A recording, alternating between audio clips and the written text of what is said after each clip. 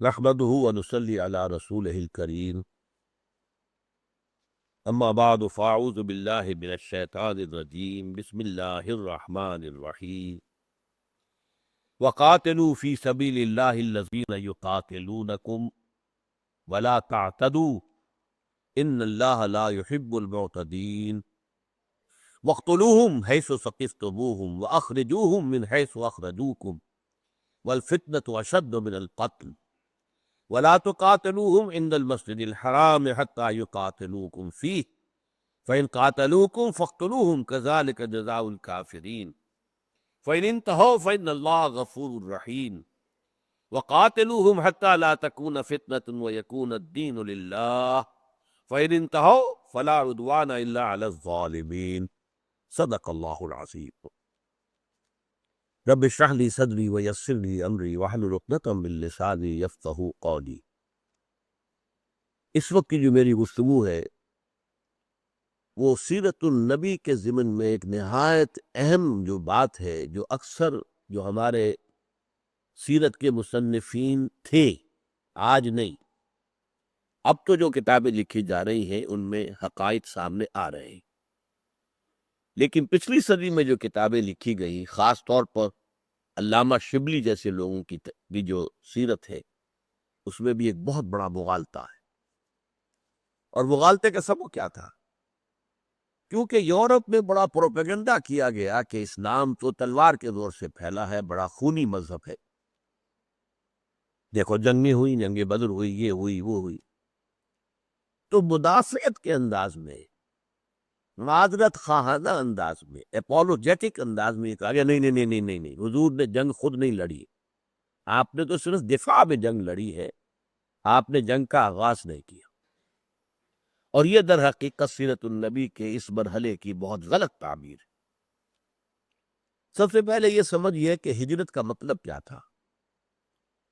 دیکھیے، پہلی ہجرت حبشہ کی ہوئی تھی، اس کا ذکر قرآن میں نہیں، اس کے لیے لفظ ہجرت نہیں آیا، صرف ہم پڑھ چکے ہیں سورہ عنکبوت میں کہ صرف اشارہ کر دیا گیا کہ اگر تمہاری ہمت جواب دے رہی ہے تو اچھا چلے جاؤ۔ وہ ایک اجازت تھی، اذن تھا، حکم نہیں تھا۔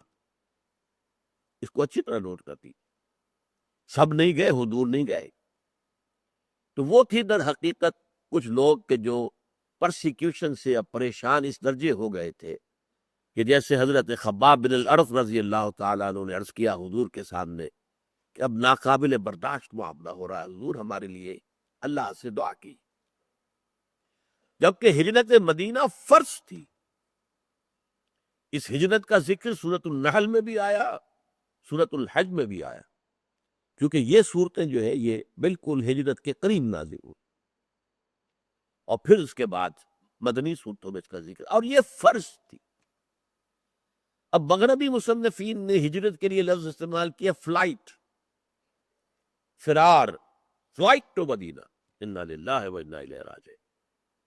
یہ فلائٹ نہیں تھی، یہ تو در حقیقت ایک پلینڈ، ایک پوری طریقے سے ایک تیار شدہ پروگرام کے مطابق ہجرت تھی، لیکن یہ کہ یہ فلائٹ نہیں تھی، اس کو فلائٹ کہنا جو ہے حقائق کی خلاف ورزی ہے۔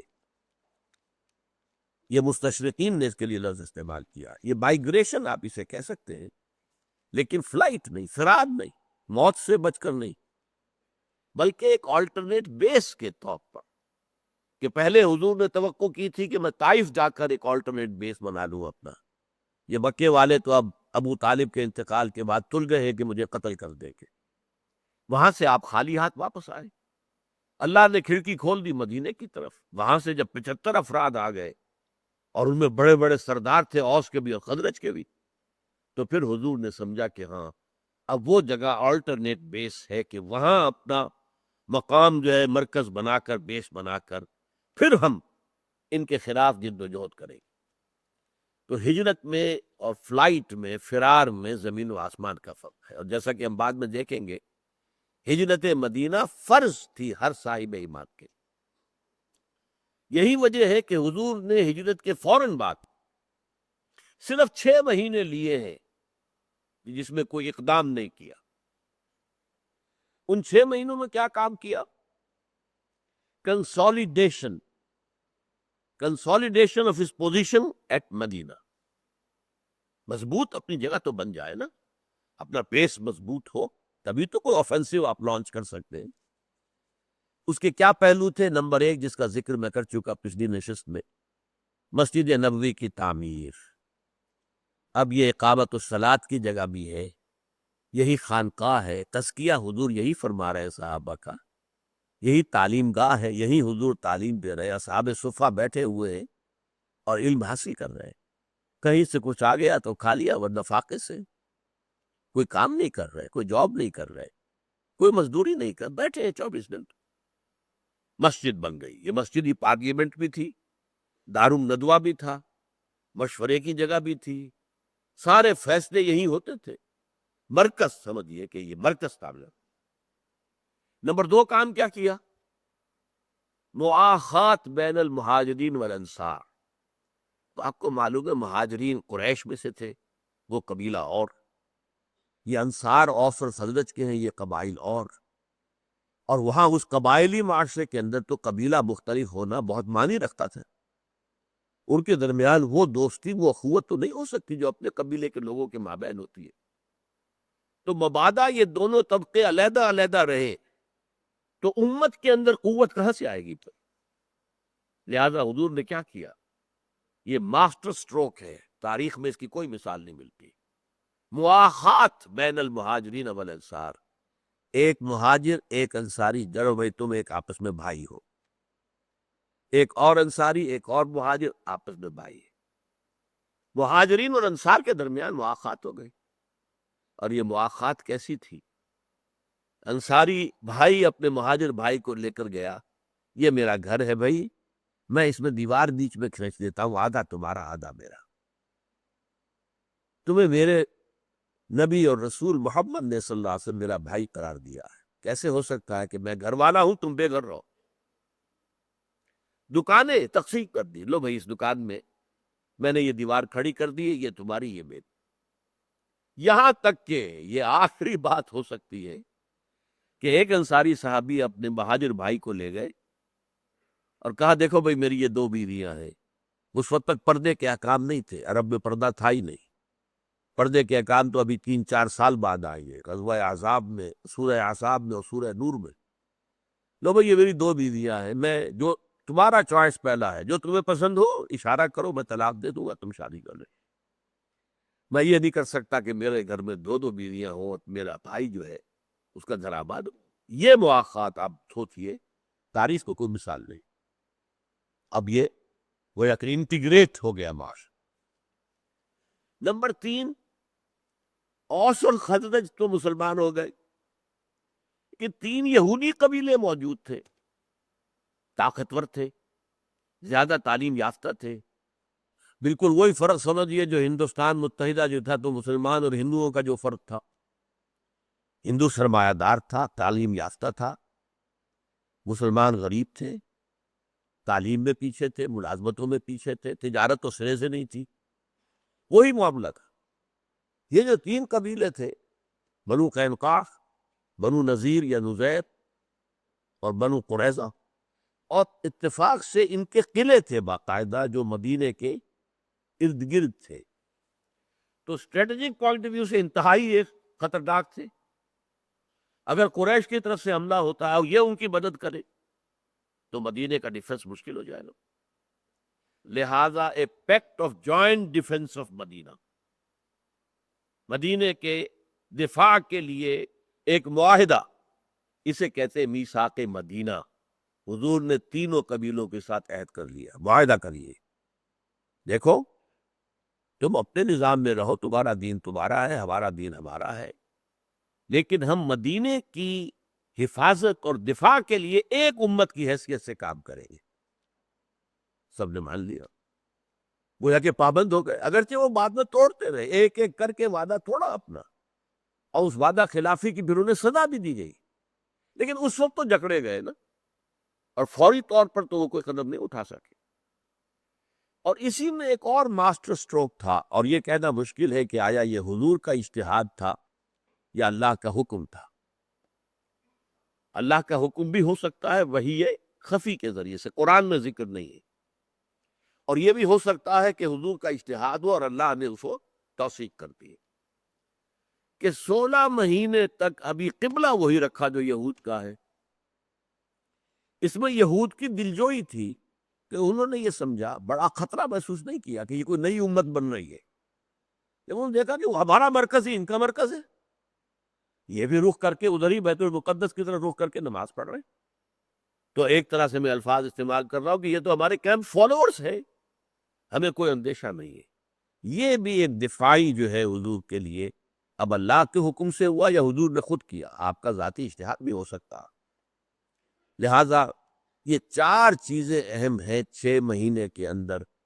نمبر 1 مسجد نبوی کی تعمیر، نمبر 2 مواخات بین المہاجرین والانصار، نمبر 3 معاہدہ مع الیہود، نمبر 4 بیت المقدس کو اپنا قبلہ بنانا تاکہ یہودی فوراً کان کھڑے نہ ہو جائیں ان کے، اور جڑ کاٹنے پر ابھی فوراً نہ تل جائے، because we had to gain time, ہمیں وقت چاہیے تھا ابھی اپنا آفینسو لانچ کرنے کے۔ میں لفظ جان بوجھ کر استعمال کر رہا اس لیے کہ اس کے بعد جو اصل میں ہے وہ آفینسو ہوا حضور کی طرف سے۔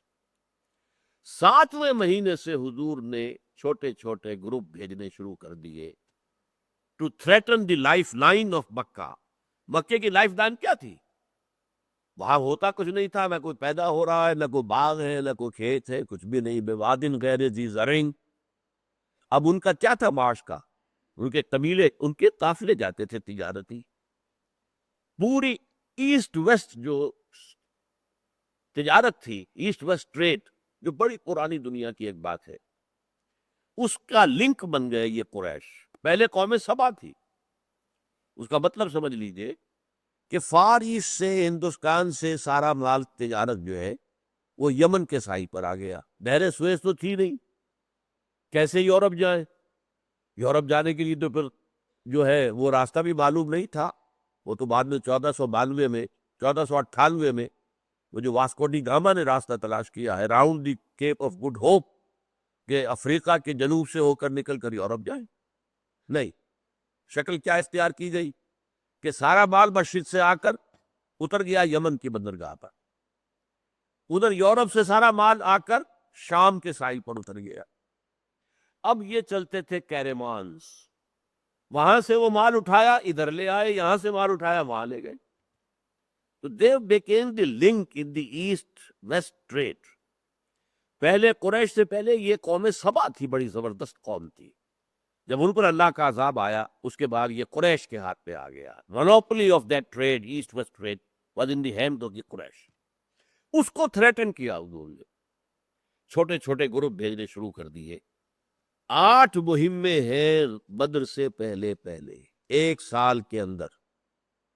نوٹ کر لیجئے کہ ربیع الاول سن 1 میں ہجرت ہوئی ہے، اور غزوہ بدر ہو رہا ہے رمضان سن 2 میں۔ یہ 1.5 سال کا وقفہ ہے۔ 1.5 سال میں سے 6 مہینے تو حضور جیسا کہ میں نے عرض کیا لیے ہیں مدینے میں اپنی پوزیشن کو مستحکم کرنے کے لیے۔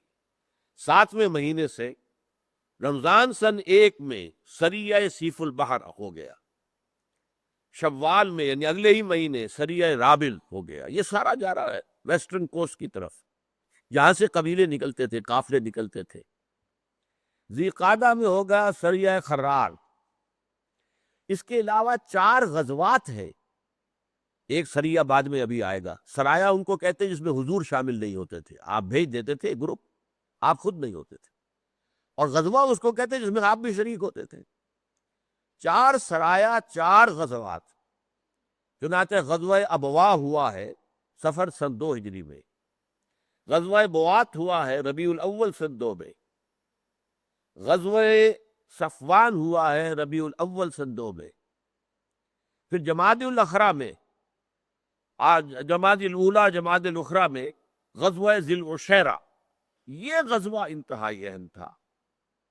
یہ اصل میں بہت بڑا قافلہ جا رہا تھا ابو سفیان کی سرکردگی میں شام کی طرف، اور سارے مہاجرین جو چلے گئے تھے مکے سے ان کا سارا گھر کا اساس البیت، ان کے قالین، ان کی ہر چیز وہاں سے لوٹ کر، اور انہوں نے اپنا ایک فنڈ ریز کیا تھا، اور اس فنڈ سے یہ اتنا ایک قافلہ تیار کیا، اور یہ جا رہا تھا شام کی طرف۔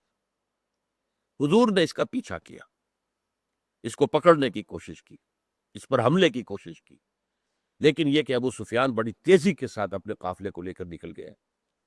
یہ ہے غزوہ ذی العشرہ۔ اب جب یہ قافلہ واپس آ رہا تھا، جاتے ہوئے ابو سفیان دیکھ چکا تھا کہ محمد نے ہمارا پیچھا کیا صلی اللہ علیہ وسلم، وہ تو بچ کر نکل آئے۔ اب انہیں معلوم ہے کہ ہم واپس آئیں گے، اب وہ حملہ کریں گے، تو اس نے کیا کیا؟ بہت زبردست آدمی تھا وہ سیاسی اعتبار سے، ڈبل چال چلی۔ ایک تو دوڑایا قاصد مکے کی طرف، جاؤ جا کر شور مچا دو۔ تو اب سب کا مال تھا اس کے اندر، سب کی انویسٹمنٹ تھی، دوڑو بچاؤ اپنے قافلے کو، محمد تمہارے قافلے کو لوٹنے والے ہیں، دوڑو دوڑو، ابو سفیان کا پیغام ہے۔ اچھا، ایک تو یہ بات ہو گئی۔ دوسرا، وہ 8 میں سے میں نے کہا تھا ایک سریہ ابھی باقی تھا، یہ سریہ نخلہ کہلاتا ہے۔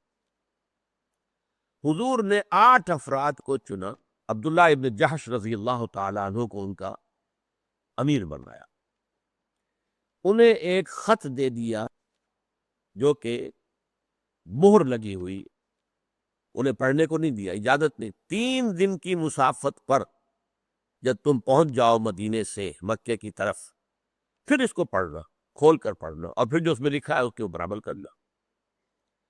اب 3 دن کی مسافت پر جب پہنچے ہیں تو انہوں نے خط کھولا تو خط میں لکھا ہوا تھا، نخلا میں جا کر قیام کرو اور قریش کی نقل و حرکت سے ہمیں مطلع کرتے رہو۔ اب یہ اتنا خطرناک کام تھا، مدینے سے 300-350 میل دور، آدمی 8، کہیں کوئی مڈ بھیڑ ہو گئی تو قیمہ کر دیں گے قریش۔ اور یہ نخلہ کیا تھا؟ یہ ایک مقام تھا بٹوین مکہ اینڈ طائف، مکے اور طائف کے درمیان، جو اس کا طریق السیل کہلاتا ہے۔ ایک طریق الجبل تھا وہاں کا، جو پہاڑی راستہ تھا، ایک طریق سیل ہے جس سے کہ سیلاب آیا کرتا تھا۔ اگر بارش ہوتی تھی، طائف چونکہ اونچی جگہ ہے تو وہاں سے پانی ایک سیل کی شکل میں مکے آیا کرتا تھا۔ تو طریق سیل پر یہ نخلہ ہے، تقریباً بیچ میں، ان بٹوین۔ تو وہاں جا کر حضرت عبداللہ ابن جحش نے ساتھیوں سے کہا کہ بھائی یہ حکم ہے، اب سوچ لو، میں تو اس پر عمل کروں گا، تم میں سے اگر کوئی واپس جانا چاہے تو چلا جائے۔ سب نے کہا نہیں، اب حضور کا جو بھی حکم ہے اس پر عمل کریں۔ اب وہاں جو پہنچے تو وہاں سے ایک قافلہ گزر رہا تھا، وہ قافلہ جو ہے وہ بھی مختصر سا تھا، چند آدمی، چند اونٹ، اور اتفاق سے ان کی مڈ بھیڑ ہو گئی۔ پہلے تو مشورہ کیا انہوں نے کہ ہم ان پر حملہ کریں یا نہ کریں، بعد میں لوگوں نے کہا کہ کیوں نہ کریں، ہم انہوں نے ہمیں گھروں سے نکالا ہے، انہوں نے یہ کیا ہے۔ بہرحال انہوں نے کوئی تیر چلائے، ان میں سے ایک آدمی مر گیا، 2 کو یہ قیدی بنا کر لے آئے، اور وہ اونٹ کے اوپر جو سامان تجارت دادا ہوا تھا وہ بھی لے کر آ گئے۔ یہ کہلاتا ہے سریہ نخلہ۔ اس کا نتیجہ کیا نکلا؟ ایک تو حضور نے فرمایا کہ تم نے غلط کام کیا، میں نے تمہیں جنگ کرنے کا حکم نہیں دیا تھا، میں نے تو تم سے کہا تھا کہ وہاں قیام کر کے ہمیں نقل و حرکت کی اطلاع دیتے رہو۔ تاہم آپ نے کوئی سزا نہیں دی، یہ میں بتاؤں گا کیوں سزا نہیں دی، یہ بعد میں سمجھنے کی بات ہے۔ لیکن ادھر یہ ہے کہ وہ جو ایک آدمی بچ کے نکل گیا تھا، وہ چیختا چلاتا کپڑے پھاڑتا ہوا مکے میں داخل ہوا، محمد کے آدمیوں نے ہمارا آدمی مار دیا۔ اب یہ ہمت، یہ جرت ہو گئی محمد کی صلی اللہ علیہ وسلم۔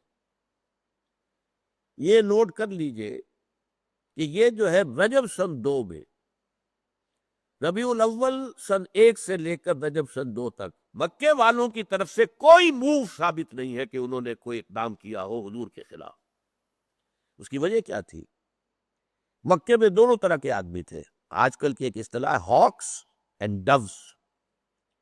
ایسے لوگ بھی تھے جو کہتے تھے کہ چلو چل کر مدینے میں حملہ کرو، ختم کرو اس کو، اور یہ محمد کو اور اس کے دین کو ختم کرو، حملہ۔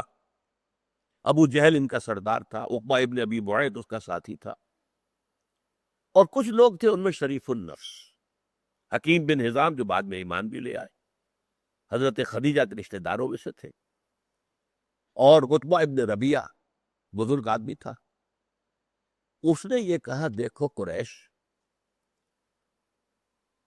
تمہاری بلا تمہارے سر سے ٹل گئی، محمد اور ان کے ساتھی یہاں سے چلے گئے، اب محمد جہاں گئے ہیں صلی اللہ علیہ وسلم نچلنے بیٹھنے والے تو نہیں ہے، وہ وہاں پر وہی کام کریں گے جو یہاں ہو رہا تھا، تو گویا کہ اب ان کا مقابلہ عرب سے ہوگا، ابھی تو قریش سے ہو رہا تھا، ابھی بقیہ عرب سے ہوگا۔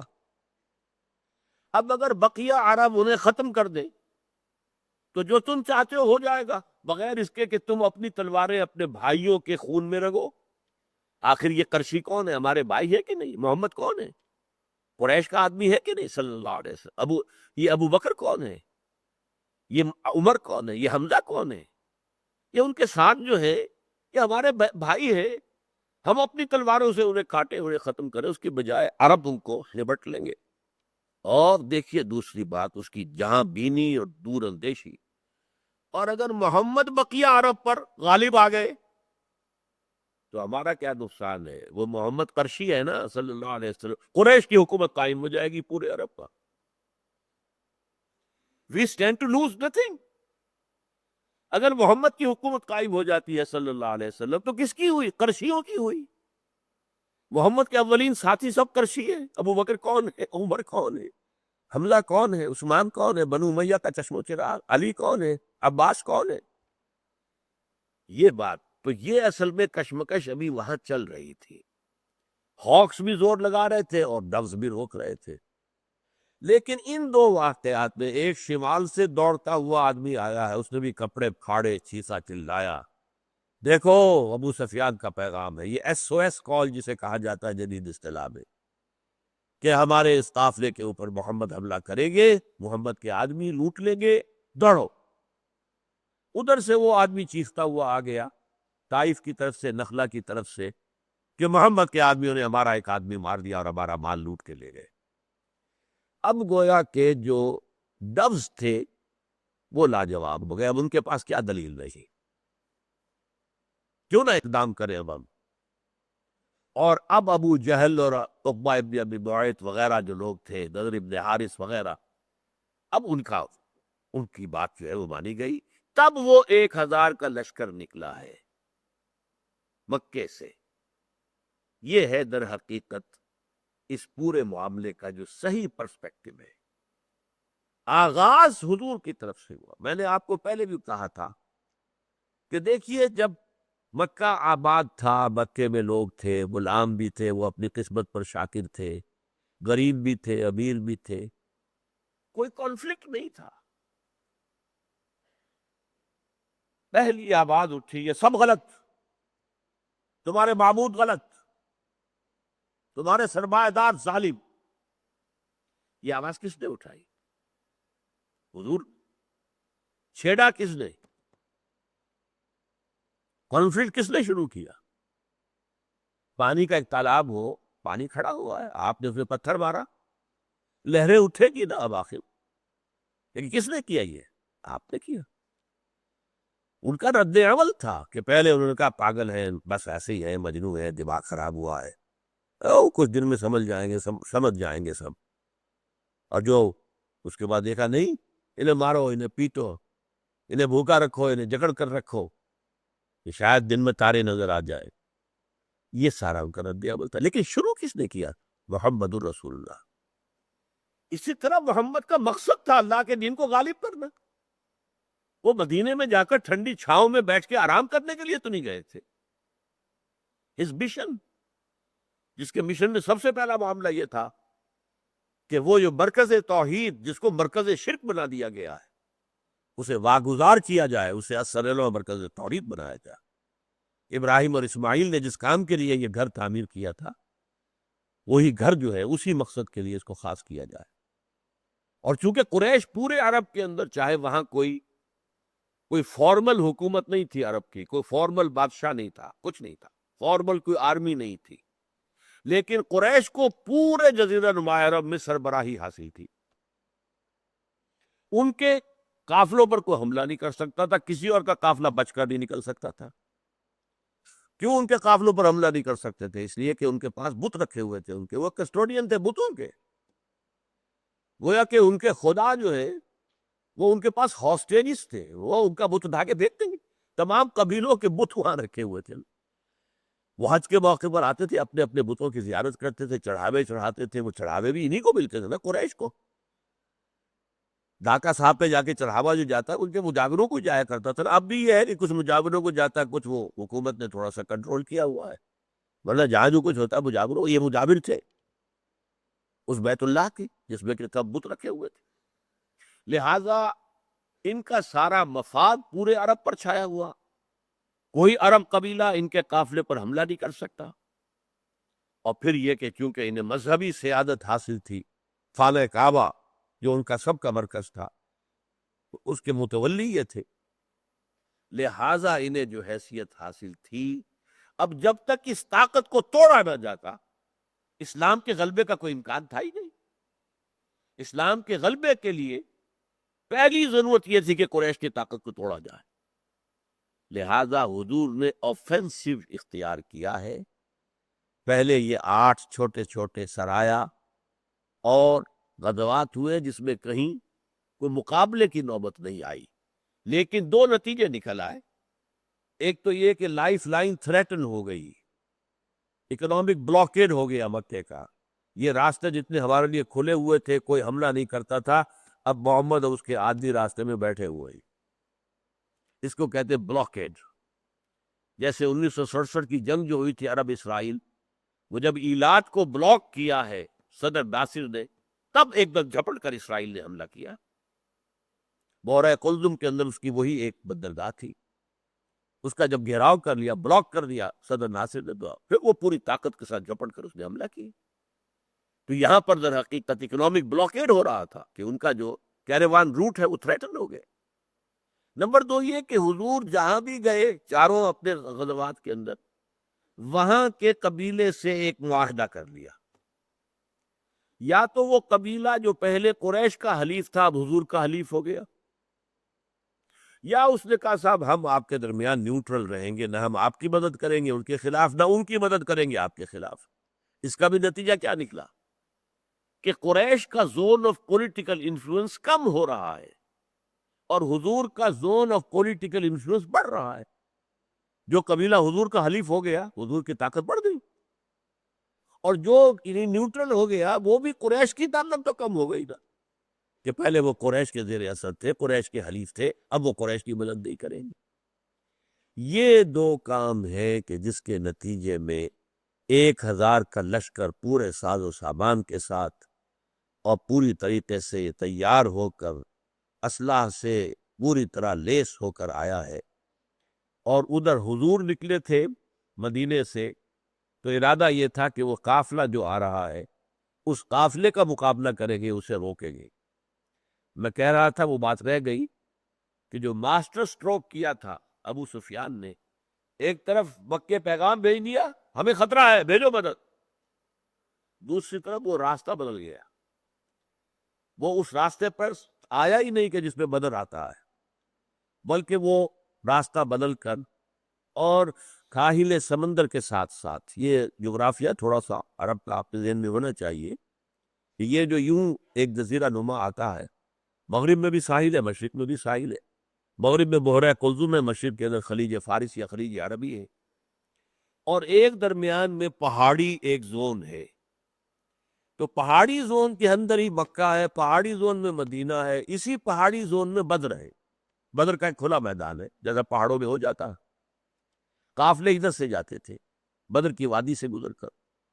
اب اس نے کیا کیا کہ بدر کو بائی پاس کر کے پہاڑ کے دوسری طرف سے ہو کر اور ساحل سمندر کے ساتھ ساتھ ہو کر اپنا قافلہ نکال کے لے گئی۔ اس طریقے سے کوئی گردن اس کے قافلے کو نہیں پہنچا۔ البتہ پہلی جنگ اہل ایمان اور کفار کے مابین، اور جیسا کہ ہم پڑھیں گے بعد میں، جیسے کہ اللہ تعالیٰ کی حکمت تھی کہ ہو یہ مقابلہ ہو، اب حق کا حق ہونا، باطل کا باطل ہونا واضح ہو جائے، تو اللہ تعالیٰ نے اس کا راستہ ہموار کر دیا اور غزوہ بدر پیش آیا۔ اب اس کے بارے میں انشاءاللہ اگلی نشست میں گفتگو ہوگی۔